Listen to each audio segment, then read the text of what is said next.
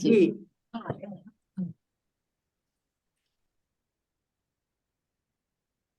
નવતત્વ પ્રવચન નંબર 26 વિશ્વના સર્વજીવોનું કલ્યાણ થાવ, મંગળ થાવ એવી ભાવના સાથે આજના પ્રવચન શરૂ કરીએ છીએ. મંગલમ ભગવાન વીરો, મંગલમ ગૌતમ પ્રભુ, મંગલમ સૌલભદ્રાધ્યાય, જૈન ધર્મોસ્તુ મંગલમ. શિવમસ્તુ સર્વજગતઃ પરહિત નિરતા ભવન્તુ ભૂતગણા, દોષા પ્રયાન્તુ નાશમ સર્વત્ર સુખી ભવ.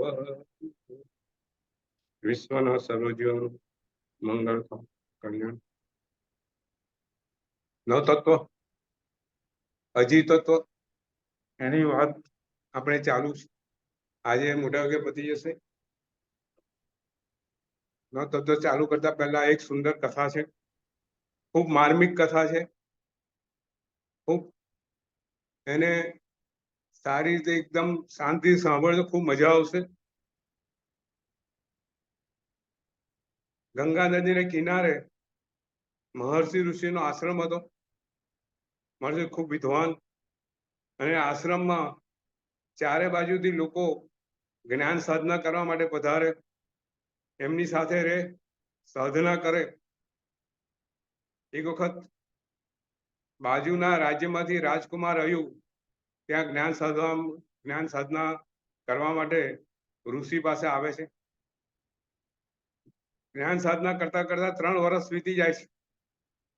3 વર્ષ જેટલો લાંબો સમય રાજકુમાર બધું છોડીને ત્યાં રહેલા હોય છે.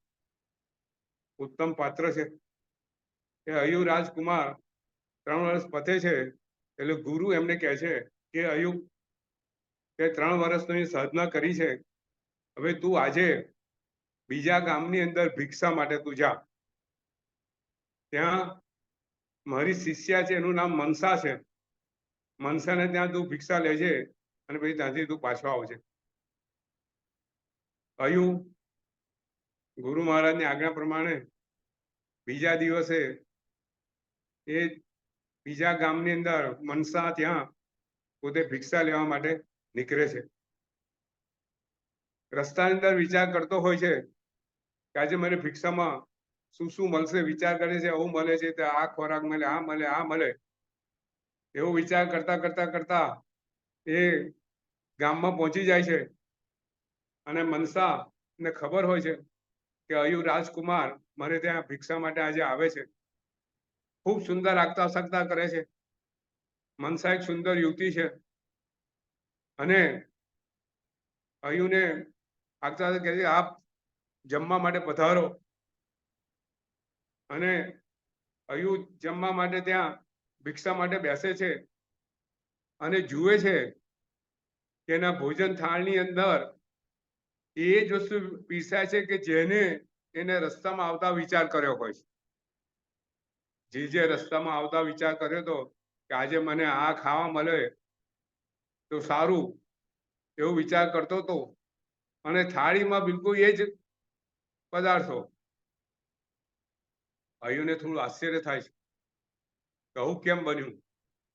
કે કદાચ જોગાનું જોગ બન્યું હશે. એટલે વિચાર તો આવે છે, પરંતુ વિચારને કાઢી નાખે છે અને જમતો હોય છે.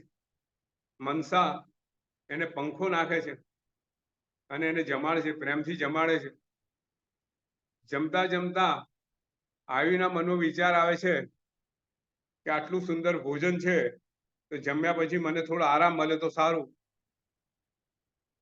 એટલે જેવું જમવાનું પતે છે એટલે મનસા કહે છે કે તમે આટલું તો ખાધું છે તો તમે થોડો અહીંયા આરામ કરીને જાઓ.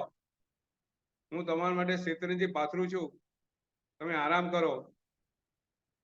અયુને બીજું આશ્ચર્ય થાય છે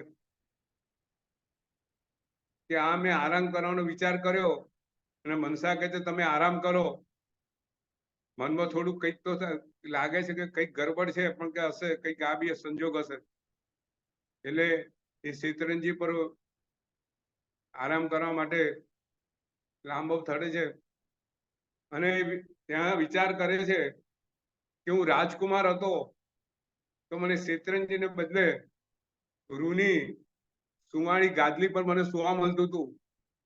અહીંયા મને શેતરંજી પર સુવા મળે છે. આવો વિચાર કરે છે. ત્યારે મનસા અયુને કહે છે કે અયુ રાજકુમાર, મારે ત્યાં કોઈ સુવાળી ગાદલી છે નહીં, મારી પાસે તારી શેતરંજી છે, આપ ચિંતા નહીં કરો, હું જોડે પંખો આપણે નાખું છું અને આપ આરામ કરો. અયુ સ્તબ્ધ થઈ જાય છે. વિચાર કરે છે કે આ મારા મનના વિચારો શું આ મનસા બધું જાણી લે છે કે શું, એટલે એને ત્યાં જોખમ લાગે છે. જુઓ, અને અયુ ત્યાંથી મનસાને થોડો આરામ કરે ન કરે અને વંદન કરીને કે હવે મારે જવું છે આશ્રમ કરીને સીધો ત્યાંથી જલ્દી બહાર આવીને સીધો ઋષિના આશ્રમ આવી જાય છે. અને ઋષિના આશ્રમ આવી અને મહર્ષિ પગે પડે છે કે ગુરુ, મને ફરીથી એ ગામમાં મોકલતા નહીં. મહર્ષિ કહે છે કેમ અયુ, શું થયું?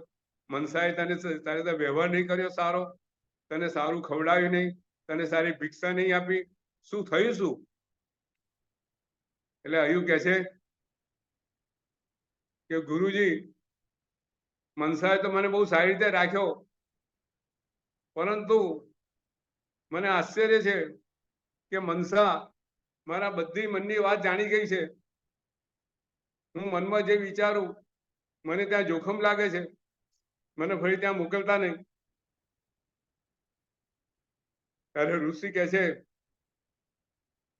કે અયુ, તારી વાત સાચી છે, મનસા એક સિદ્ધ શિક્ષા છે મારી, અને એને સામેવાળા મનમાં જે વિચારે એ એને પકડી પાડે છે, એની આ શક્તિ છે. એટલે અયુ ઋષિને પગે પડે છે કે ઋષિ ગુરુ, જ્યારે મનસા પંખા નાખતી હતી મારી પાસે, ત્યારે મના મનની અંદર એના માટે વિકાર ભાવ આવ્યો, અને આ વિકાર ભાવ એ મારો જાણી ગઈ હશે અને મને ત્યાં ફરીથી મોકલતા નહીં. જો સાંભળો, સુંદર વાત છે. અને ત્યારે ગુરુ કહે છે કે અયુ, તારી સાધનાનો હવે આ માર્ગ છે. તારા મનના વિચારો ઉપર તારી કેટલી જાગૃતિ છે એના માટેનું હવે તારી આ સાધનાનો માર્ગ ચાલુ થાય છે. મનના વિચારો, અશુભ વિચારો તારા આવે ત્યારે એના માટે જાગૃતિ રાખવી એ સાધકની ફરજ છે. નહીં તો અશુદ્ધ વિચારો મનને મલિન કરતા હોય છે, ને મલિન થયેલું મન આત્માને મલિન કરે છે, અને મલિન થયેલો આત્મા પોતાની શાંતિ અને પ્રસન્નતા બંને ગુમાવી દે છે. એટલે મનના વિચારો પર આપણે જાગૃત રહેવાની જરૂર છે. મનના ગમે ત્યાં વિચારો આવે ત્યારે એને આપણે જો જાગૃત થઈશું તો આવા વિચારો આપણે એના પર કાબુ મેળવી શકીશું. રાત્રે ચોર ઘરમાં આવે, ગુરુજી સમજાવે છે કે રાત્રે ચોર ઘરમાં આવે તો જો આપણે ઊંઘતા હોઈએ તો ચોર બધું ચોરી કરી જાય.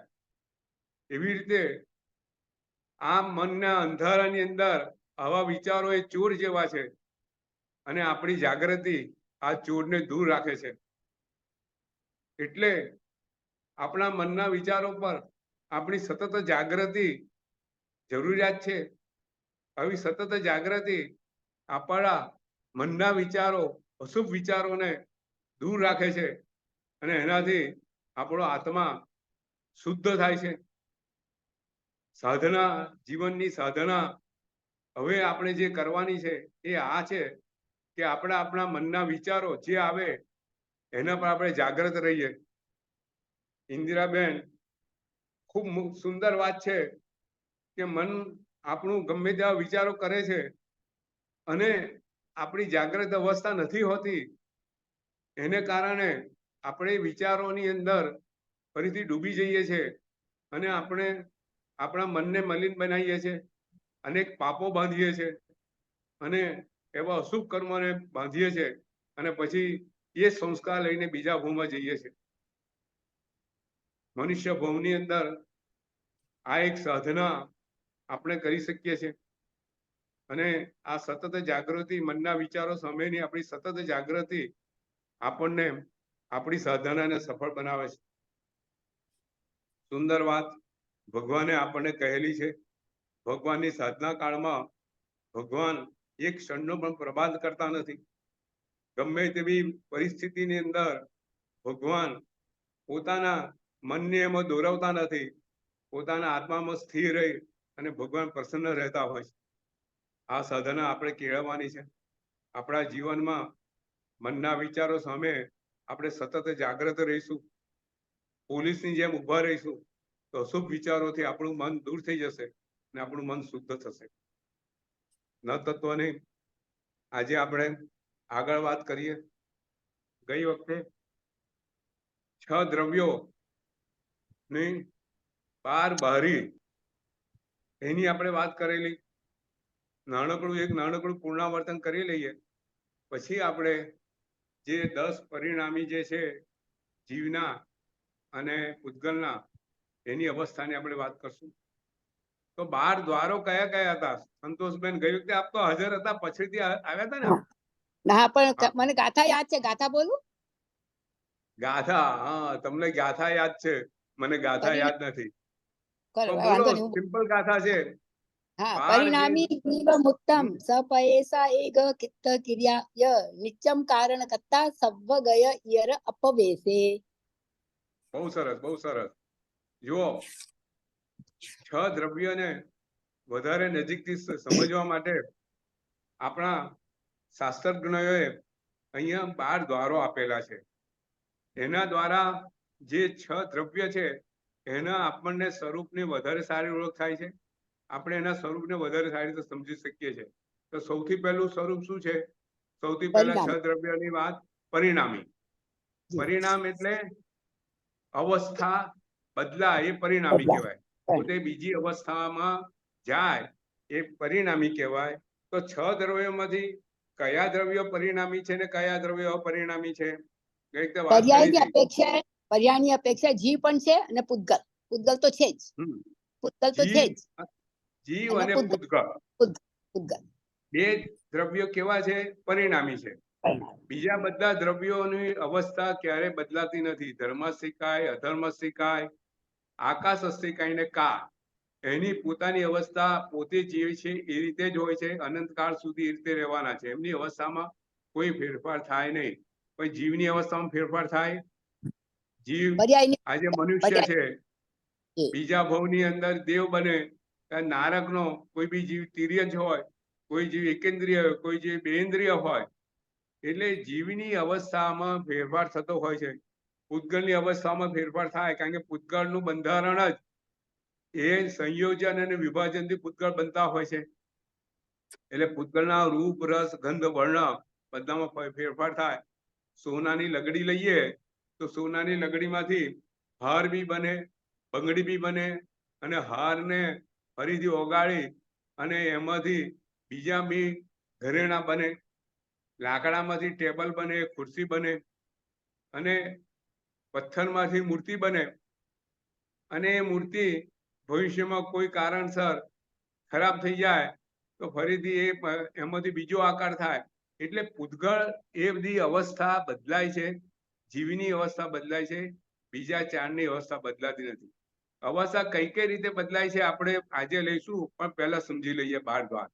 પછી 6 દ્રવ્યની અંદર કેટલા દ્રવ્યો જીવ છે ને કેટલા દ્રવ્યો અજીવ છે? બસ એક જ જીવ છે, બાકી એક જ જીવ દ્રવ્ય. ઇન્દિરાબેન, કેટલા દ્રવ્યો જીવ છે, કેટલા દ્રવ્યો અજીવ છે? જીવ જ જીવ છે, બાકી બધા અજીવ છે. અને 5 અજીવ છે. બરાબર? ધર્માસ્તિકાય, અધર્માસ્તિકાય, પૂતગળ અસ્તિકાય, આકાશ અસ્તિકાય ને કા, એ કેવા છે? અજીવ છે. એમાં કોઈ ચૈતન્ય છે નહીં, એમાં જ્ઞાન નથી, એમાં સંવેદના નથી. ખાલી જીવમાં જ્ઞાન, સંવેદના, જ્ઞાન, દર્શન, ચારિત્ર ના લક્ષણો માત્ર જીવ ધરાવે છે. બરોબર. હવે જી આગળ વધીએ.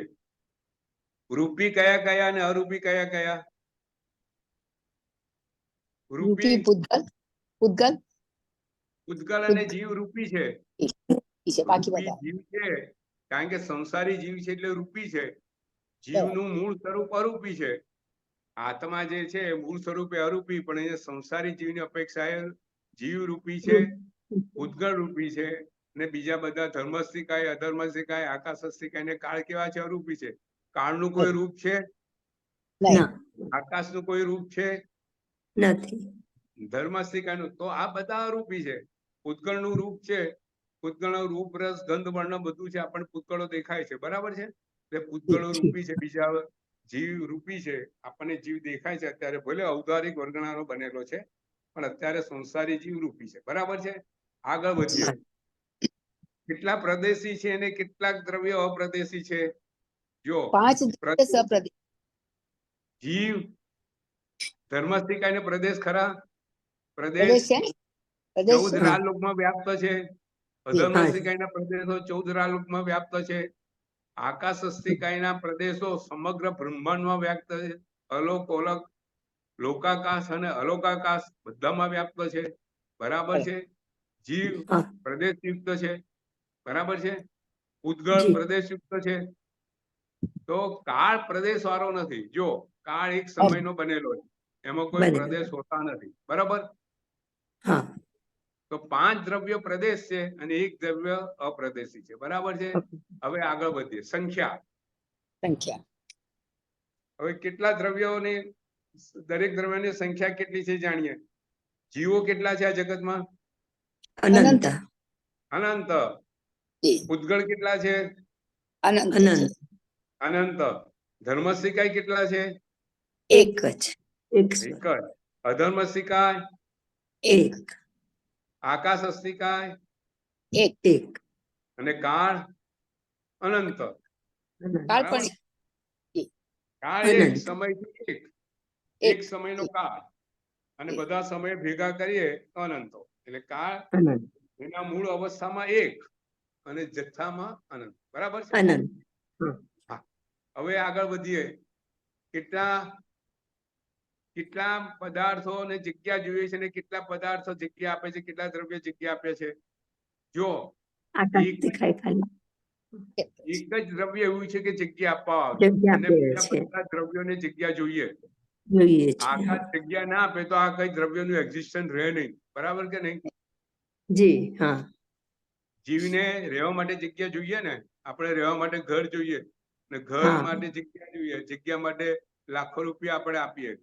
એટલે જીવને જગ્યા જોઈએ, પૂતગલને પણ જગ્યા જોઈએ. બરાબર. પૂતગલને જગ્યા જોઈએ ને. પૂતગલ તમારે મોબાઈલ હોય, મોબાઈલ ગજવામાં, મોબાઈલ ને જગ્યા ના હોય તો મોબાઈલ ક્યાં રહે? તો દરેક પૂતગલને જગ્યા જોઈએ. ધર્મસ્થિકાયને જગ્યા જોઈએ. ધર્મસ્થિકાય 14 રાલોકમાં વ્યાપ્ત છે. અધર્મસ્થિકાયની જગ્યા જોઈએ. બરાબર છે. તો કાળ પર્યાય અવસ્થા છે. જુઓ, કાળને સ્પેસ રિક્વાયરમેન્ટ નથી. બરાબર ને સંતોષભાઈ? જી જી જી. તો આ બધી જગ્યા કોણ આપે છે? જગ્યા તો આકાશ. તો એક દ્રવ્ય જગ્યા આપે છે, બીજા બધા દ્રવ્યો 4 દ્રવ્યોને જગ્યા જોઈએ છે. બરાબર છે. હવે આગળ. કેટલા દ્રવ્યો સક્રિય છે અને કેટલા દ્રવ્યો નિષ્ક્રિય છે? ઉદ્ગલ અને જીવ. જીવ સક્રિય છે. બરાબર. જીવ ક્રિયા કરતો હોય છે. ધર્મસ્થિકાય કોઈ ક્રિયા કરતા નથી, ફક્ત ખાલી એ મીડિયમ છે. અધર્મસ્થિકાય મીડિયમ છે. આકાશસ્થિકાય કોઈને ખેંચીને જગ્યા આપતો નથી. જુઓ, આકાશ નથી કહેતો તું હું તને જગ્યા આપું. એ તો ત્યાં જીવ જગ્યા લઈ લે છે. જગ્યા હોય તો લઈ લે છે. બરાબર છે. એટલે બધા અક્રિય છે. બરાબર છે. કાળ બી અક્રિય છે. કાળ જાતે કોઈનું જૂનું કે નવું કરતો નથી. એ એની પર્યાય અવસ્થા બતાવે છે. બરાબર છે. હવે આગળ. કેટલા દ્રવ્યો નિત્ય છે ને કેટલા અનિત્ય છે? જીવ અને પૂતગલ અનિત્ય છે. અનિત્ય અને જીવ પણ સંસારી જીવ અનિત્ય, અને બીજા બધા જીવો, બીજા બધા દ્રવ્યો નિત્ય. બરાબર છે. આગળ આગળ કેટલા દ્રવ્યો વ્યાપ્ત, એકબીજાને કેટલા દ્રવ્યો વ્યાપ્ત નથી હોતા? વ્યાપ્તિ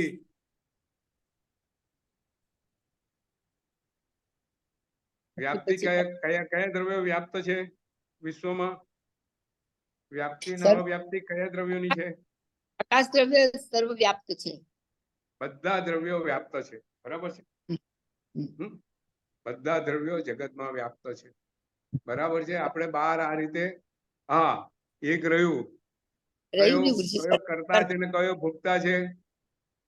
જીવ દ્રવ્ય કરતા છે અને જીવ બીજા બધા એને કારણરૂપ છે. જીવને પૂતગળ જોઈએ.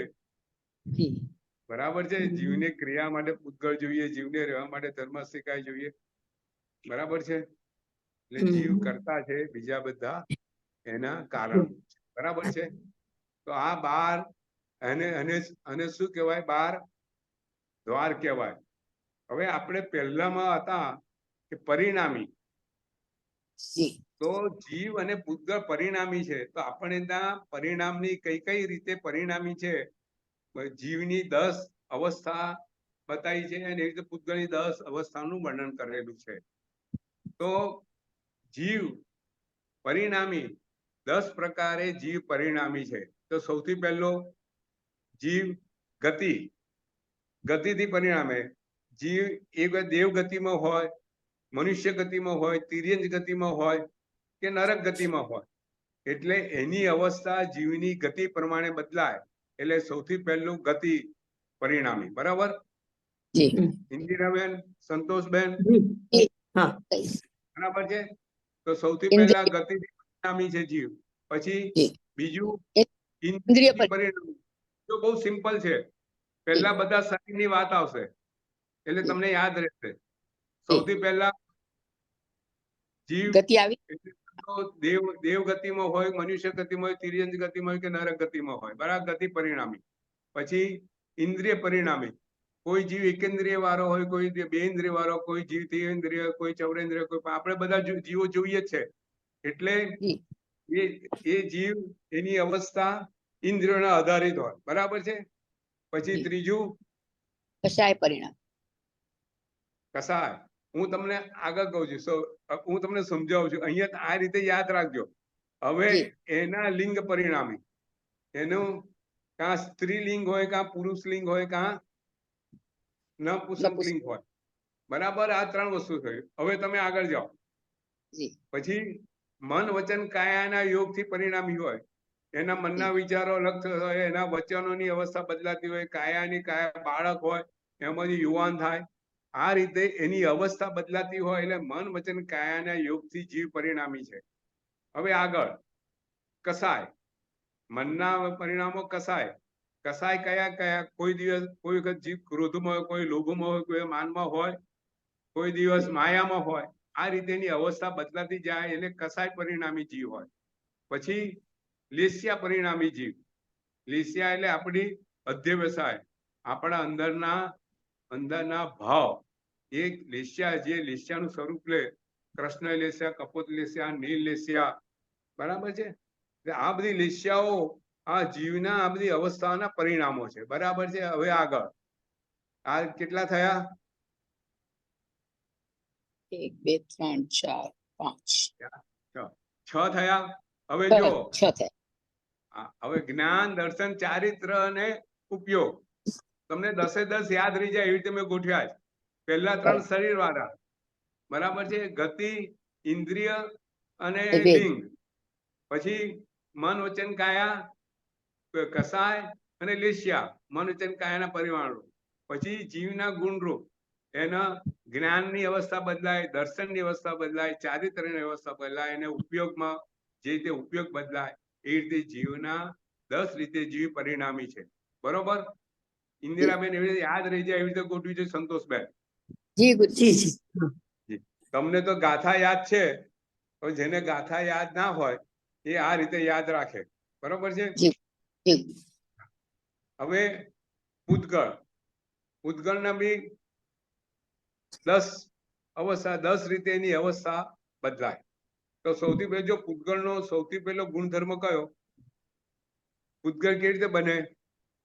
સંયોજન અને વિભાજન, બરાબર? Fusion and fission, composition and dissociation. એટલે સૌથી પહેલી અવસ્થા એની બંધ, એટલે બંધાવું, જોડાવું, સંયોજન. અને બીજી અવસ્થા ભેદ, છૂટા પડવું, બરાબર છે? થઈ ગયું? આ બે યાદ રહે. તેની અવસ્થા એક બંધથી સંયોજનથી એની અવસ્થા બદલાય. બે પૂતગળોનું સંયોજન થાય એટલે નવો પરમાણુ, નવો મોલિક્યુલ બને, બરાબર છે? હાઇડ્રોજન ને ઓક્સિજન ભેગા થાય એટલે વોટર બને, બરાબર છે? સોડિયમ અને ક્લોરાઇડ ભેગા થાય તો મીઠું તૈયાર થાય, બરાબર છે? હા, તો આ સંયોજન, એની અવસ્થા બદલાઈ ગઈ એટલે છૂટા પડે, બંધ. પછી ભેદ, આપણે ત્યાં ભેદ શબ્દ એટલે છૂટા, છૂટા પડે એટલે ફ્યુઝન. હાઇડ્રોજન હોય એને એટોમિક એનર્જી વડે એને એનર્જી વડે છૂટા પાડે તો હાઇડ્રોજન એક એક એટમમાં ફેરફાર થઈ જાય, બરોબર છે? બરાબર. વોટર ને ઇલેક્ટ્રોલિસિસ કરે તો હાઇડ્રોજન અને ઓક્સિજન જુદા પડી જાય, બરોબર છે? તો આ ભેદ થયો. ભેદથી એની અવસ્થા બદલાય. પાણીની અવસ્થા હાઇડ્રોજન ને ઓક્સિજનમાં બદલાઈ કારણ કે એને ઇલેક્ટ્રોલિસિસ કર્યું તો એ પૂતગળની અવસ્થા બદલાઈ ગઈ, તો ભેદ. પછી આગળ જઈએ. પૂતગળ ગતિમાં હોય કે સ્થિર હોય, બરાબર છે? સૂર્યચંદ્ર ગતિમાં હોય છે તો એની અવસ્થા વારે વારે બદલાય છે, ગતિ પ્રમાણે એની અવસ્થા બદલાય છે. પછી આગળ વધીએ તો પૂતગળના 4 ગુણો કયા કયા? વર્ણગંધ રસ સ્પર્શ અને આકાર, બરાબર છે? તેનો વર્ણ બદલાય એની અવસ્થા બદલાય. કોઈ કાળો હોય, કોઈ ધોળો હોય, બરાબર? એનો રસ બદલાય, કોઈ તીખું હોય, કોઈ કડવું હોય, બરાબર છે? પછી કોઈ સુગંધી વાળું હોય, ફૂલ સુગંધી વાળા ગટરમાંથી ગંધ આવે એટલે પૂતગળોની અવસ્થા ગંધ પ્રમાણે, કોઈ સ્પર્શ પ્રમાણે, કોઈ કોમળ હોય, કોઈ વૃક્ષ હોય, કોઈ કઠણ હોય, કોઈ ખરબચડું હોય, કોઈ સુવાળું હોય, કોઈ હલકું હોય, કોઈ ભારે હોય. આ રીતે એની અવસ્થા સ્પર્શ પ્રમાણે બદલાય, ગંધ પ્રમાણે બદલાય, રસ પ્રમાણે બદલાય, રૂપ પ્રમાણે બદલાય અને એના આકાર પ્રમાણે બદલાય. તો થયા કેટલા થયા?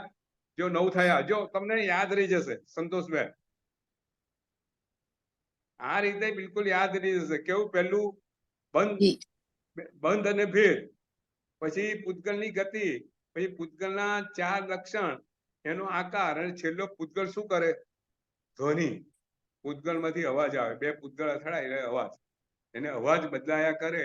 બે પૂતગળોનો અથડામણ બદલાય, આપણે બોલીએ, આપણો અવાજ બદલાય, એ પૂતગળની અવસ્થા બદલાય, બરાબર છે? એટલે 10 જીવના આપણને પરિણામ જોયા, 10 પૂતગળના પરિણામ અવસ્થા જોઈ. અને આ રીતે 6 દ્રવ્યની વાત આપણે અહીંયા પૂર્ણ કરીએ છીએ. ને એક પ્રશ્ન આજે આપણે મૂકીએ છીએ કે ભાઈ 6 દ્રવ્ય જે છે એમાંથી આ અજીવ તત્વ ભણવાની જરૂર શા માટે? સંતોષભાઈ, જીવ તત્વ એકલું ભણીએ તો ચાલે નહીં. આ અજીવ તત્વ કેમ આપણને 9 તત્વોમાં ભણાવવામાં આવે છે? આપણને અજીવ તત્વ તમારે જાણવા જેવું છે, બરાબર છે?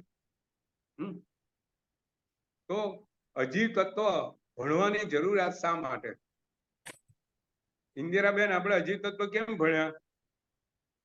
શું લાગે છે? ના ભણ્યા તો ચાલત? ભગવાને 9 તત્વમાં અજીવ તત્વ કેમ આપણને ભણવા માટે મૂક્યો? તેથી આપણને જીવને સ્વરૂપની પ્રાપ્તિ થાય. કેવો જીવ છે, અમે અજીવ નથી એમ. એ તો જીવની પ્રાપ્તિ થાય કે જીવ કેવો છે. અજીવને પ્રાપ્ત કરવાથી આપણને એવું જ્ઞાન થાય કે આપણે કેવા છીએ. એટલે જો આપણે જીવ અને અજીવ વચ્ચેનો ફરક થી ઇન્દિરાબેન આપણને ખબર પડે કે આપણું આ શરીર છે એ શું છે? જીવ છે. આપણું શરીર અજીવ છે, અજીવ છે, પૂતગળ છે, ઔદારિક વર્ગનું બન્યું છે. અને આપણે જે છે, આપણે ચૈતન્ય સ્વરૂપ છે, એ જીવથી અલગ છે. અલગ છે. એ આપણને આ તત્વ ભણીએ તો ખબર પડે ને. જીવ એ ચૈતન્ય યુક્ત છે. જે જ્ઞાન, દર્શન એ બધું જીવના લક્ષણો છે, આપણા પોતાના આત્માના લક્ષણો છે. અને શરીર એનાથી અલગ છે.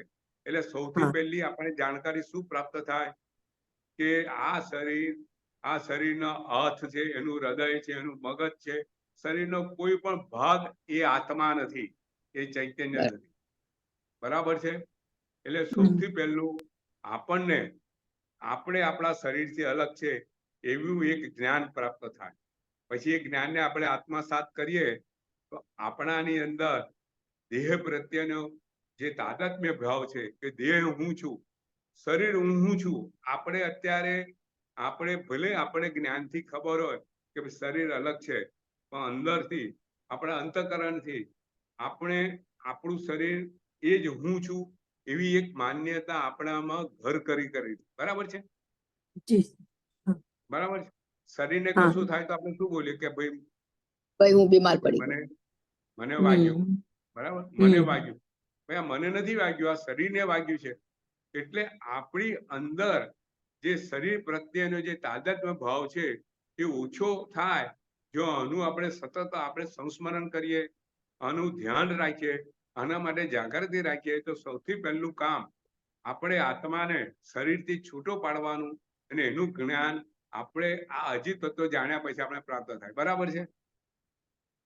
હવે બીજી વાત, જો બહુ સુંદર વસ્તુ છે. આપણે આ વસ્તુ જો કાળજી લઈએ તો અજીત તત્વો આપણે જાણીએ છીએ, એનો ઉપયોગ આપણે જીવનમાં મૂકી શકીએ. આપણાની અંદર જે અજીત તત્વ પ્રત્યે જે મમતા છે, આપણને સુખ શેમાં દેખાય છે? ઘણી વખત આ વાત કરેલી છે. આપણને શરીરમાં સુખ શેમાં દેખાય? પરિવાર, આમાં શું દેખાય? પૈસો, પૈસો, પરિવાર. પરિવાર. શરીરને કશું થાય તો દુઃખી થઈ જઈએ, પરિવારને કશું થાય તો દુઃખી થઈ જઈએ. બરાબર? કારણ કે એમાં આપણને સુખ દેખાય છે. તો ખરેખર અજીત તત્વમાં સુખ હોય? ઇન્દિરાબેન, આપણે હવે 6 દ્રવ્ય જાણ્યા તો સુખ ક્યાં છે? અજીત તત્વમાં છે કે જીવ તત્વમાં છે?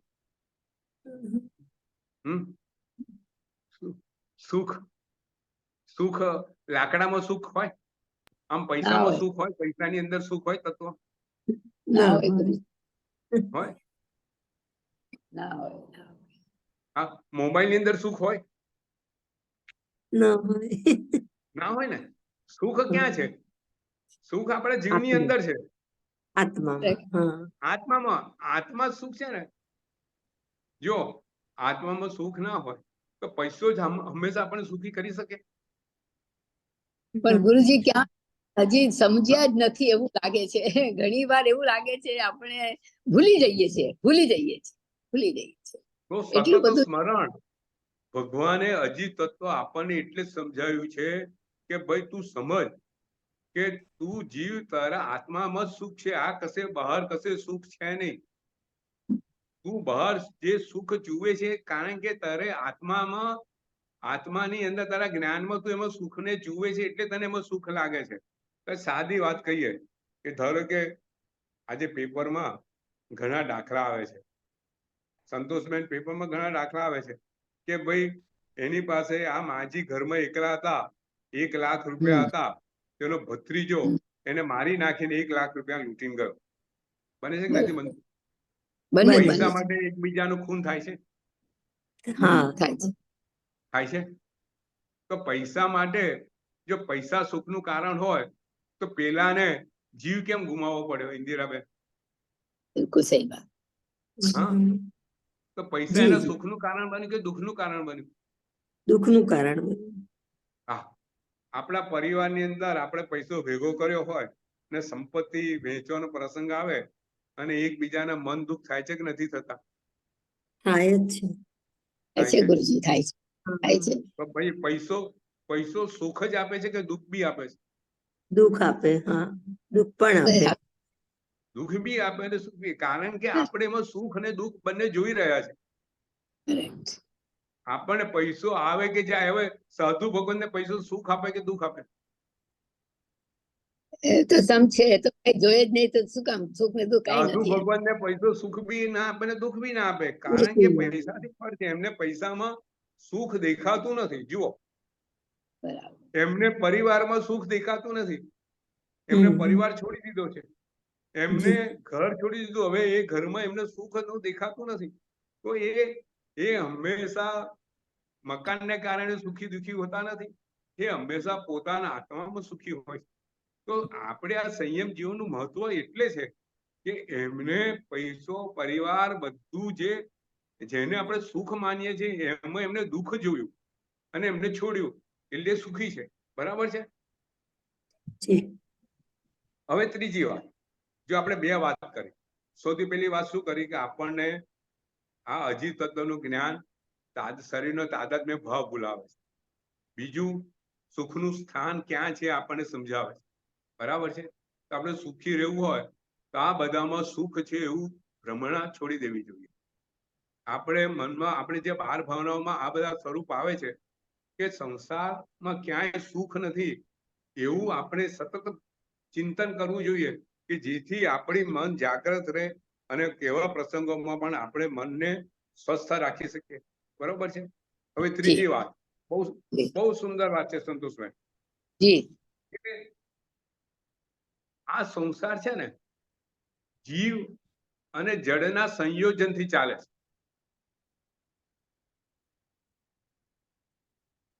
ઇન્દિરાબેન, જી જી આપણો જીવ શેનાથી ચાલે છે? આ શરીરથી ચાલે શરીર. છે. બરોબર. હા હા, તો આખો સંસાર જીવ અને જડના સંયોજનથી ચાલે છે. જી આપણે જીવવા માટે ઘર બનાવીએ છીએ, જડનું સંયોજન થયું. ભણવા માટે પુસ્તક લાવીએ છીએ, પુસ્તક શું થયું? જડ થયું. બરાબર. તમે જુઓ કે આપણો આખો સંસારના કોઈ બી જીવ ઉદ્ગળ વગર કાર્ય કરી શકતો નથી. બરાબર. હા ભગવાને કીધું કે આ સંસાર જીવ અને જડના સંયોજનથી ચાલે છે. એમાં જીવ કરતા છે અને પૂતગળ કારણ ભોગતા છે. બરાબર છે. કર્મ કારણ છે. બરાબર છે. તો એને કારણે આ સંસાર કેવો બન્યો છે? ભગવાને શું કીધું છે? આ કર્મના સંયોગથી જે સંસાર છે, સંસાર કેવો છે? દુઃખ દુઃખમય સ્વરૂપ છે. બતાવે છે, દુઃખમય. દુઃખમય છે. એનું પરિણામ બી દુઃખ છે, એની પરંપરા બી દુઃખ છે.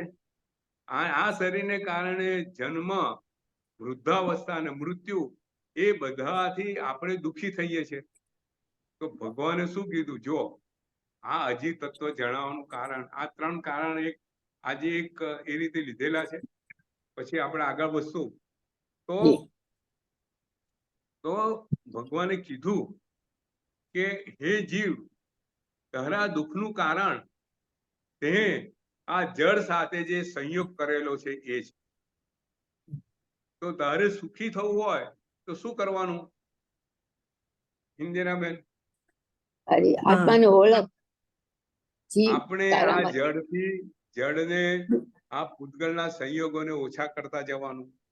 જેમ જેમ ઓછા કરતા જઈશું, જેમ જેમ એના પ્રત્યે આપણો જે ભાવ છે, આપણું જે એના રાગ છે, આપણો જે મોહ છે, એ જેમ જેમ ઓછો થતો જશે તેમ તેમ આપણો આત્મા આ બંધનોથી મુક્ત થતો જશે અને આત્મા વધારે સુખી થતો જશે. બરોબર.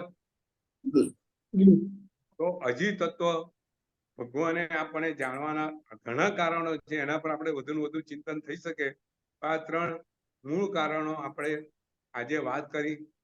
હવે એક નવી વાત કરવાની છે કે અજીત તત્વના કેટલા ભેદ છે? 14 બતાવ્યા આપને. અજીત તત્વના આમ તો 5 ભેદ, પણ ટોટલ 560 ભેદ છે. કેટલા? 560. આપણે સામાન્ય સમજવાનો પ્રયત્ન કરીએ, પછી એવું હતું આવતે વખતે હું એનું ટેબલ મૂકી દઈશ. તો બહુ સિમ્પલ છે અને આપણે હંમેશા બહુ સાદી રીતે સમજવાનો પ્રયત્ન કરશું. જો અજીત તત્વો કેટલા છે ટોટલ? અજીત તત્વ બધા છે, જીવને છોડીને બધા અજીત બરાબર. છે. 5. ધર્મ, અધર્મ, આકાશ, અસ્તિકાય, કાળ અને પૂતગલ. બરાબર. હવે એમાં અરૂપી કેટલા? 4 અરૂપી છે. Very good.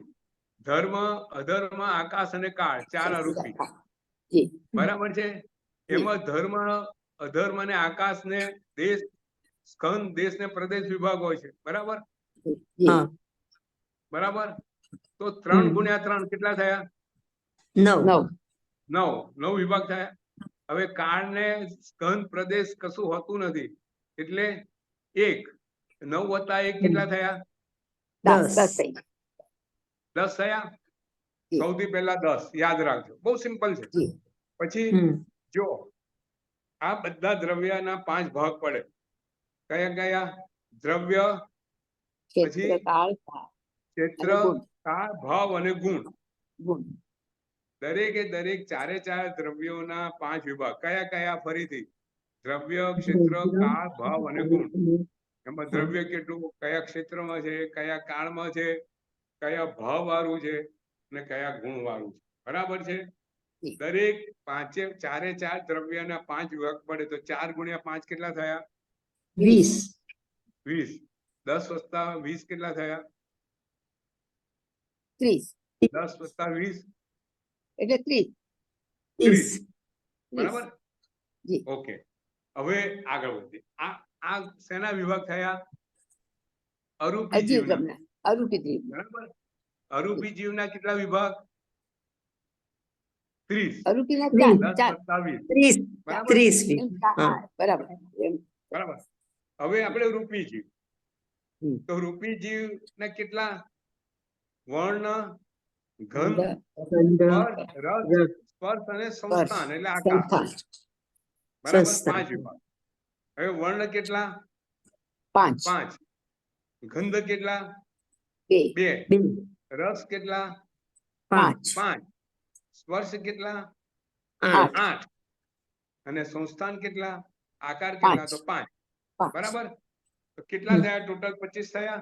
ફરીથી જી 5 વર્ણ, ગંધ 2 7, જી રસ 5, 5 7 ને 5 12, 12 સ્પર્શ ને 8, 8 12 ને 8 20 20, સંસ્થાન 5, 20 ને 5 25 25 વિભાગ 25 થયા. હા જી હવે શાંતિથી, બિલકુલ શાંતિ. હવે ધારો કે એક વર્ણ છે, એક કાળો વર્ણ લીધો એક પૂતગળનો. હવે એ કાળા વર્ણના પૂતગળમાં ગંધ કઈ હોઈ શકે? સુગંધ કે દુર્ગંધ હોઈ શકે. બરાબર. હમ હમ એને 5 માંથી કોઈ બી એક રસ હોઈ શકે. જી સ્પર્શમાંથી કોઈ બી એક સ્પર્શ હોઈ શકે. હા સંસ્થાન કોઈ બી એક સંસ્થાન હોઈ શકે. હમ એટલે 5 વર્ણ એવી રીતે સફેદ વર્ણ લો તેના 20 જો ગંધ કેટલી છે? 5, રસ 5, 8, સ્પર્શ 5, 8, 5 ને 5 10, 8 ને 2 10, 20. 20 માંથી કશું બી હોઈ શકે. હા બરાબર. ધોળા વર્ણનું 20 માંથી કશું હોઈ શકે. લીલા વર્ણનું 20 માંથી કશું હોઈ શકે. એટલે કેટલા વિભાગ થયા? 5 વર્ણ ગુણ્યા 20 કેટલા થયા? 100 100 વિભાગ થયા ને. હા ઉદ્ગળ 100 માંથી એકમાં હોઈ શકે. બરાબર. બરાબર એવી રીતે તમે રસ લો, રસના 5 માંથી એક રસ લો અને આ બધા 20 એમાં હોઈ શકે. એટલે રસના 100 વિભાગ, જી સંસ્થાનના 100 વિભાગ. બરાબર ને. 5 જી સંસ્થાન છે. હવે ગંધ 2 છે અને બીજા કેટલા? 23 રીતે હોઈ શકે. 2 ગંધમાંથી વર્ણ 5 વાળું હોઈ શકે. રસ 5 માંથી કોઈ એક શકે. 8 અને 5 સંસ્થાન 23 થયા. તો 2 ગુણ્યા 23 46. સ્પર્શ 8 ને એની સામે 23 184. એટલે 430 વિભાગ થયા. આ સમજવા માટે. બરાબર. એનો કોષ્ટક બિલકુલ આ રીતે બિલકુલ સિમ્પલ છે. 430 વત્તા આ રૂપીના 430 અને અરૂપીના કેટલા? 30. અરૂપીના કેટલા વિભાગ થયા આપણે? 30 અને રૂપીના કેટલા થયા? 430. તો 430 વત્તા 30 કેટલા થયા? 460. તો હજી તત્વના 560. તો કેટલા થયા? આ બધા 530 છે. સોરી હા. 300 વત્તા 230 એટલે 530 વત્તા 30 કેટલા થયા? 560. બરાબર. હજી તત્વના કેટલા ભેદ? 560 560. બરોબર છે. હવે કઈ પ્રશ્ન અહીંયા? આ બહુ સરળ ભાષામાં સમજાવવાનો પ્રયત્ન કર્યો છે. આ વખતે તેનું કોષ્ટક મૂકી દઈશ, ટેબલ મૂકીશ, એટલે તમને કાયમ માટે યાદ રહે. उसको कल जैसे हाँ, चाय नहीं दोस्तों बार चाय चाय બાર જે ધારજાનું મેં ટેબલ મૂકેલું હતું, બધા જોયું હશે. એટલે હવે અહીંયા અજી તત્વ પૂર્ણ થાય છે. ઉદ્ગળ અસ્તિકાય 5 અજી તત્વોની આપણે વાત કરી, જીવ દ્રવ્યની વાત કરી, એટલે 6 દ્રવ્યો. એટલે આજે 9 તત્વોમાંથી 14 ગાથા સુધીનું બધું પૂર્ણ થાય છે. બરાબર? 14 કે 15? સંતોષબેન, 14 ગાથા પૂર્ણ થઈ ને? હા 14 ગાથા 14 ને? ગાથા પ્રમાણે 14.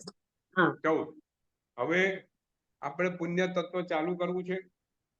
પુણ્ય તત્વ ચાલુ કરતા પહેલા પુણ્ય તત્વ આખું શેના પર આધારિત છે સંતોષબેન? કર્મ પર આધારિત છે. બરાબર છે? કર્મ પર. जी हाँ। बराबर બરાબર છે. शुभ कर्म पर બરાબર છે. આખું ખરેખર 9 તત્વ છે ને કર્મ પર આધારિત છે. આપણે જો કર્મ તત્વનું બેઝિક આજે સમજીશું, આવતી કર્મનું જરા બેઝિક સમજશું, અને પછી એ બેઝિક સમજ્યા પછી આપણે પુણ્ય તત્વ, પાપ તત્વ લઈશું. હું તમને સમજાવું. જો 9 તત્વોમાંથી કર્મ તત્વ આપણે લઈ લઈએ, કાઢી નાખીએ, તો કશું બાકી રહે? પુણ્ય તત્વ શેના છે? पुण्य पण कर्म છે, શુભ કર્મ છે. જીવનું અજીવ સાથે સંયોજન શેના આધારિત છે? કર્મ કર્મ વર્ગણા. પુણ્ય બરાબર. વર્ગના પુંજલ વર્ગના બરાબર તો કર્મ વર્ગણા લઈ લઈએ તો કશું બાકી રહે? ના રે. ના રહે. ચાલો, હવે પુણ્ય તત્વ નું બંધ કેવી રીતે થાય છે? બંધી પરિણામ શુભ પરિણામ પુણ્ય શુભ કર્મને કર્મ કારણે. શુભ બરાબર? કર્મ અને પાપ કરવાનું પરિણામ પાપ કર્મને કારણે. તો કર્મ તત્વમાંથી લઈ લઈએ તો શું બાકી રહે? કઈ બાકી ના રહે. આશ્રવ શું છે? એ કર્મનું પણ આત્મા પર આવું ને જાવું આવું. આવું જો કર્મ જ ના હોય તો ભાઈ શું રહે? શું આવે આત્મા? બરાબર? કઈ આવે. બરાબર છે. સંવર એટલે શું? એ આત્માનું કર્મને રોકવું. રોકવું કર્મને કર્મને રોકવું. રોકવું છે કર્મને રોકવું. જો આખું 9 તત્વ છે ને કર્મ પર આધારિત. કર્મ પર આ આધારિત. વસ્તુ સમજો. મારે બહુ તમને આ સરસ. સમજાવવું બહુ સરસ. કે આખું જે 9 તત્વ છે ને ખરેખર કર્મ પર આધારિત છે. પણ અહીંયા એક શાસ્ત્રજ્ઞોએ આપણને 9 તત્વમાં કર્મની થિયરી બીજી રીતે સમજાવી છે. પણ આપણે ત્યાં જે કર્મની થિયરી, અહીંયા 9 તત્વો એ કર્મની થિયરીને આધારિત છે. આખું કર્મ પર આધારિત છે. બરાબર છે? નિર્જરા શું છે? કર્મનો કર્મને ખરી કરવું નાખવું બહાર કર્મ નાખવું બરાબર છે. અને બંધ શું છે? પાછો કર્મ કર્મને આત્મા સાથે એક ને એક કરવું તે બંધ. અને મોક્ષ શું છે? એ બધા તો બધાથી કર્મો છૂટા પડવું. કરી જવું. ઉદ્ધવથી છૂટા જ પડી જવું બધું. બરાબર? તો આખું 9 તત્વ, બધા તત્વો કર્મ પર આધારિત છે. એટલે આપણે કર્મની થિયરી જરા બેઝિક થી સમજીએ. બરાબર છે? જી. હવે જો હું તમને એક પ્રશ્ન કરું કે આ કર્મની ખરેખર સંતોષબેન, આ કર્મ નામનું તત્વ છે ને, આ સાયન્સ માને છે? એ તો વિજ્ઞાન. ના એ તો કઈ કર્મ પૂતગલ આત્મા સાથે જોડે એ તો કઈ માને જ નહીં. એ તો એને કઈ ખબર જ નહીં. તો ભાઈ છે કે નહીં કર્મ તત્વ? ઇન્દિરાબેન, તો આપણે એને- આપણે બહુ એને ભગવાને આપણે કર્મ તત્વ કઈ ઠોકી બેસાડી નથી. આપણે કર્મ ખરેખર છે કે નહીં પહેલા સમજવું છે કે ખરેખર આ જગતની અંદર કર્મ જેવું તત્વ ખરું કે નહીં. સાયન્સ માનતું નથી ને બધા દર્શન શાસ્ત્ર માને છે. તમે જુઓ, હિન્દુ જે દર્શન શાસ્ત્ર બી કર્મ છે એવું તો માને છે. હા, એમની ડિટેલિંગ કરતા આપણા કરતા ઓછી વધતી હોઈ શકે, પણ કર્મ તત્વને એક્ઝિસ્ટન્સ માનશે. બધા દર્શન શાસ્ત્ર માને છે, વિજ્ઞાન નથી માનતું. તો સાચું શું? આપણી સામે પ્રશ્ન થાય ને. બરાબર? વિજ્ઞાન તો સાચું કેવી રીતે હોઈ શકે? આજે શું કહે છે અને કાલે શું કહેશે? એ તો દરરોજ બદલતો રહે છે. બરાબર છે. છતાંય એટલે કર્મ છે કે નહીં એવું આપણે નક્કી ન કરી શકીએ. બરાબર, આપણે કર્મ છે એનું સોલિડ પ્રૂફ આપવું પડે. કારણ કે સાયન્સ, જુઓ, સાયન્સ જે કઈ હોય, સાયન્સ ઓપન છે, સમજીએ. સાયન્સ તમે કહો છો, પણ સાયન્સ હંમેશા નવું નવું શોધતું જાય છે, અને જૂનું જો ખોટું હોય ને એનો અસ્વીકાર કરતું જાય છે. બરાબર કે નહીં ઇન્દિરાબેન? હા, એટલે હજી પૂર્ણતા પર તો કવિ આવી ન શકે ને. બરાબર છે. જો આજે આ સાયન્સ થી આપણું જીવન છે ને આજે વિજ્ઞાનમય બની ગયું છે. Let us be very Frank. આપણી જીવન આખું સાયન્સ સાથે સંકળાયેલું છે. બરાબર કે નહીં? માદા પડી તો ક્યાં જઈએ? ડોક્ટર પાસે. આપણે આ મોબાઈલ વાપરીએ છીએ, એ શું છે? બધું પૂતગલ આજે છે. પ્રવચનમાં આપણે મોબાઈલ તમે સાંભળો છો, શેને હા. કારણે? સાયન્સના દેન છે, સાયન્સની દેન છે. આવિષ્કાર સાયન્સ. તો આપણે એવું ના કહી શકીએ કે સાયન્સ ખોટું છે. સાયન્સ પરિવર્તનશીલ છે. આ બરાબર, મોબાઈલ બરાબર. ખોટું ઓછો છે. બોલીએ છે ને તમને સંભળાય છે? આપણે ડાયાબિટીસ થયો હોય તો દવા આપે તો ડાયાબિટીસ કંટ્રોલમાં રહે છે કે નહીં? રહે છે. હા બરાબર કે નહીં? જી. ગાડીની શોધ શું છે? સાયન્સ છે. સાયન્સ, તો આપણે સાયન્સ. બ્રેક મારીએ તો ગાડી રોકાય છે કે નથી રોકાતી? પેટ્રોલની રોકાય. ગાડી ચાલે છે ને? હા તો આપણે અહીંયા સાયન્સ ખોટું છે વાત નથી કરવી. આપણે એ વાત કરવી છે કે સાયન્સ આજે કર્મની જે થિયરી માનતું નથી, પણ કર્મ ખરેખર છે અને કેવી રીતે છે એ આપણે અહીંયા સાદી રીતે સમજવું છે, પુરવાર કરવું છે. બરાબર છે? ચાલો. જી. અને આપણે જો બે વસ્તુ છે અહીંયા, આપણે બે વસ્તુ પુરવાર કરશું. એક તો કર્મ છે અને કર્મ કેવી રીતે બંધાય છે, સિસ્ટમ. એક તો કર્મ વર્ગણાઓ છે અને કર્મ છે, કર્મ તત્વ છે, અને આત્મા સાથે ખરેખર બંધાય છે તો કેવી રીતે, મેં કયું સાયન્સ, કયું વિજ્ઞાન, કયું લોજિક કાર્ય કરે છે, બે વસ્તુ આપણે સમજવાનો પ્રયત્ન કરશું. બરાબર છે? તો સૌથી પહેલું જો સમજો, સૌથી પહેલો આપણે આર્ગ્યુમેન્ટ, આપણું લોજિક આપણે શું કરીએ છીએ કે જો એક જ આ જગતની અંદર કેટલી બધી ઘટનાઓ, એવી ઘટનાઓ બને છે કે એનો જવાબ સાયન્સ પાસે નથી. બરોબર? એક જ મા બાપને બે દીકરા હોય, બરાબર, અને એક દીકરો ભણવામાં એકદમ હોશિયાર અને બીજો ડોબો હોય, હોય છે. તો કેમ એવું? બંને મા બાપ હતા, એમના પોતાના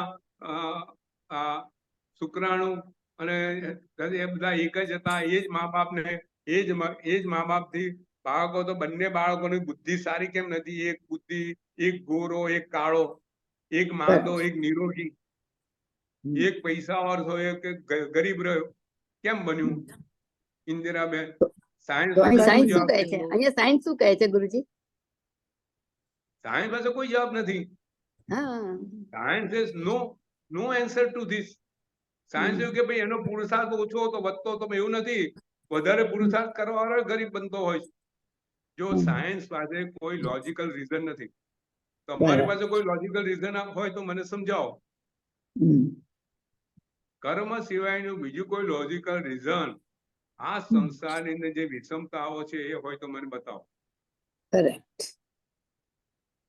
એક માણસ, તમને સમજાવો, એક માણસ, અમારે ત્યાં એક મિત્ર હતો, રાત્રે કઠેરા પર ઉભો હતો, રાત્રે ઊંઘમાં કઠેરા પર કદાચ કોઈ કારણસર આવ્યો તો નીચે પડી ગયો પહેલા માળથી.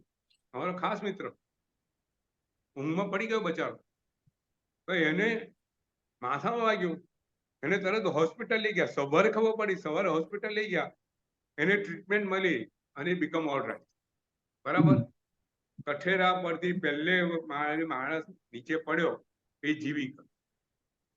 બીજો દાખલો, એક ભાઈ ચાલતા હતા અને ધ્યાન નહીં રહ્યું, થોડો પથ્થર ઊંચો હતો, ઠોક્કર વાગીને પડી ગયો એવો કે એને કપાળે એવી ઠેકાણે વાગ્યું કે તરત ને તરત એ જ સેકન્ડે એ મૃત્યુ પામ્યો. મને કહો કે કયું લોજિક હતું? એક માણસ ચાલતા ચાલતા પડી ગયો, મૃત્યુ પામ્યો, અને એક માણસ ઉપરથી પડ્યો અને જીવી ગયો. કેમ એવું બન્યું? શું કારણ છે? સંતોષભાઈ, મુકેશ અંબાણી અને અનિલ અંબાણી, મુકેશ અંબાણી ક્યાં પહોંચી ગયા? અને અનિલ બંનેને સરખી મિલકત આપેલી ને ધીરુભાઈ અંબાણીએ. અને કહેવાય એવું છે કે અનિલ અંબાણીને પ્રત્યે એમને વધારે લાગણી હતી, તો અનિલે જે માંગ્યું એ આપ્યું. છતાં શું બન્યું? બરાબર. હા, મુકેશ અંબાણી ક્યાં પહોંચી ગયા? અંબાણી અનિલ રહી અંબાણી ગયા. ક્યાં હતું એ ગુમાવ્યું. કેમ એવું? કે અનિલ ડોબો ઓછો હતો? નહીં, અનિલ કર્મ. અંબાણી હોશિયાર જ છે ને, હા. He is also brilliant. પણ શું બન્યું? આપણે શું કહીએ? કર્મ. એને આપણે એનું કર્મ પુણ્ય ઓછું પડ્યું. પુણ્ય કર્મ ઓછું પડ્યું, પુણ્ય કર્મ મરી પરવાર્યું. તો કર્મ તત્વ આવ્યું ને? જી જી. આવ્યું. તો કર્મ તત્વ જગતની અંદર આ બધી જે ઘટનાઓ બને છે, એ એવું કોઈ તત્વ છે કે જેને કારણે આ ઘટના બને છે, કે જેનું કારણ વિજ્ઞાન પાસે. બરાબર? એટલે આપણે ત્યાં બહુ ભગવાને છે ને બેઝિક પ્રિન્સિપલથી આ વાત સમજાય છે. આપણે ભગવાને કે ભાઈ જે કઈ કાર્ય તમે જે કઈ રિઝલ્ટ જુઓ છો ને, એ પાસે કોઈ કારણ હોય. કારણ વગર કોઈ બી રિઝલ્ટ દેખાય નહીં. બરાબર? બહુ સિમ્પલ વસ્તુ છે. હવે જો 8 ને 5 થઈ જાય, આપણે આવતી વખત લઈશું.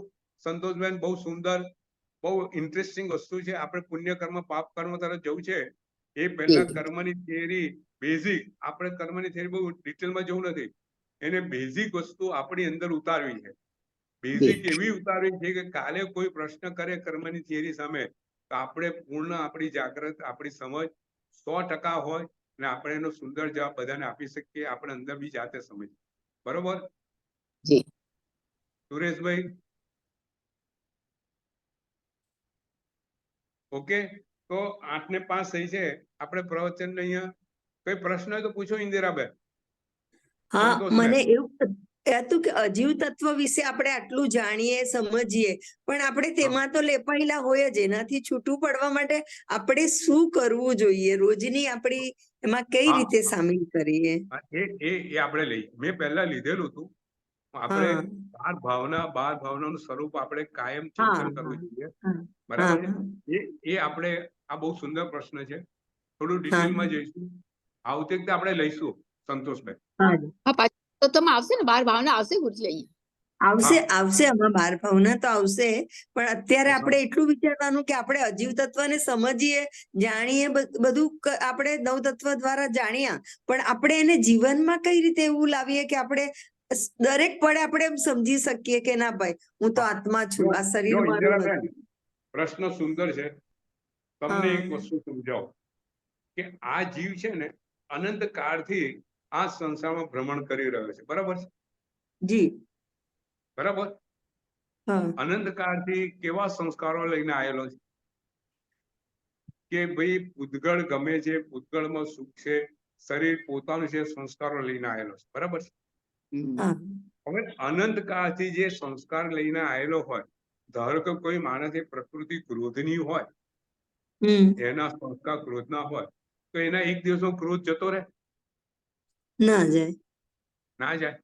બરાબર છે? ના જાય ને. એના માટે એને ખાસ પ્રયત્ન, વિશિષ્ટ પ્રયત્ન, ખાસ એના સાધના કરવી પડે, કેટલી વસ્તુનો ત્યાગ કરવો પડે, ત્યારે એનો ક્રોધ જાય. બરાબર? ઓછો થાય, ઓછો થતો.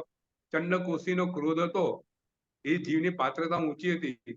પોતાનું મોઢું એને ખબર હતી કે જો મારું મોઢું બહાર રાખીશ ને અને કોઈને જોઈશ તો મારા આંખના 20 થી બી માણસ મરી જશે.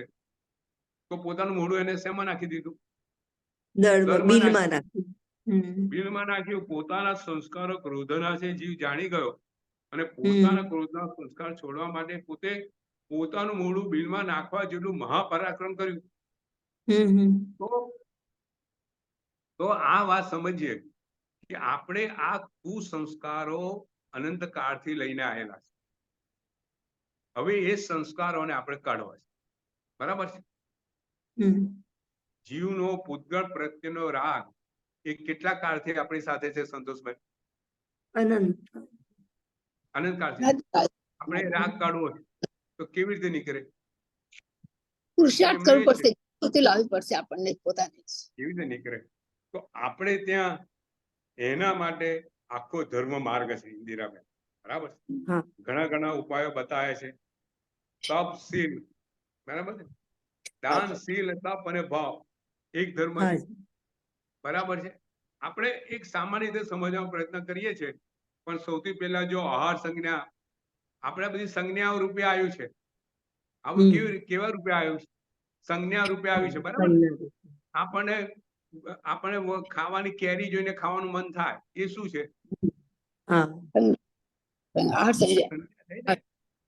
પૂર્વભોના સંસ્કાર થાય કે કેરી જોઈને ખાવાનું મન થયું. બધાને એવું મન થાય? કોઈને ના બી થાય. બરાબર. બધાને સરખી સંજ્ઞા નથી હોતી ને. કેટલાય કેરીનો ત્યાગ કરી દીધો છે. કેરીનો મને જ ના થાય. કોઈને ગળ્યું ગુલાબજાંબુ ખાવાનું મન થાય, કોઈને ગુલાબજાંબુ ના ભાવતા. બરાબર. તો આ સંજ્ઞા લઈને આયા. તો આ સંજ્ઞા, આહાર સંજ્ઞા તોડવા માટે આપણે ત્યાં શું છે? આમેલ કરો, ઉપવાસ કરો. બરાબર. હા, એટલે આપણે ત્યાં આ બધા માર્ગો છે. આપણે કામ વાસના છે, તેની સામે કયું શસ્ત્ર? બ્રહ્મચર્ય વ્રત ધારણ કરો. બરાબર. બરાબર છે. આપણને ક્રોધ છે, જો ક્રોધ જે કસાયો છે ને, એ આત્મા પર લાગેલા છે. હવે એને દૂર કરવા માટે પ્રયત્નો, વિશિષ્ટ પ્રયત્નો જોઈએ. તો કાયમ શું પ્રયત્ન કરવા પડે?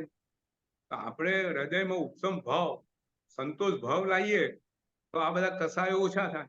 બરોબર છે. તો ઉપસમ ભાવ અને સંતોષ ભાવ કેવી રીતે લાવવો? એના માટે આપણે ધ્યાનની પ્રક્રિયાઓ આપેલી છે. એ ધ્યાનની પ્રક્રિયાઓ રોજ કરીએ, સામાયિકમાં ધ્યાનની પ્રક્રિયા કરીએ તો ધીરે ધીરે ધીરે આપણા ક્રોધ ઓછો થાય, લોભ ઓછો થાય, માન ઓછો થાય. આ પ્રક્રિયાઓ શું છે? ધ્યાનની પ્રક્રિયાઓ શું છે? આપણે ફરીથી એક વખત લઈશું. બરાબર છે ઇન્દિરાબેન? ખૂબ સુંદર વાત છે. એના પર જ આપણું આ જીવન, આપણે આગળ સાધના માર્ગ, આજે વાત કરીને આ મનના વિચારો, કેવી સુંદર વાત થઈ. મનસા પેલા મનના વિચારો જાણી ગઈ હતી અને આયુ ગભરાઈ ગયો. તો ગુરુએ કીધું કે આ તારો સાધના માર્ગ છે, કે તારા મનના વિચારો પર તું કાબુ મેળવ, તું જાગૃત રહે. તું જાગૃત રહે તો ખરાબ વિચારો આવતા રોકાઈ જશે. જાગૃતિ જ કેળવવાની જરૂર છે. તો બધે જાગૃતિ કેળવવાની. જાગૃતિ કેવી રીતે આવે, સાધના શું છે જાગૃતિ, એ આપણે આવતી વાત કરશું. બરાબર છે. ખૂબ સુંદર, બહુ સુંદર. ચાલો નવકાર ગણશું. નમો અરિહંતાણમ, નમો સિદ્ધાણમ, નમો આયરાણમ, નમો વજ્જાયાણમ, નમો લોય સ્પસાણમ, યસો પંચ નમસ્કારો, સબ્બ પાપ પનાસણો, મંગલાણં ચ સપ્પેસિમ, પડમમ હવિ મંગલમ. જીનાજ્ઞા વિરુદ્ધ જે કઈ બોલાયો તે સભી મનો. સર્વને પ્રણામ. પ્રણામ બધા. પ્રણામ.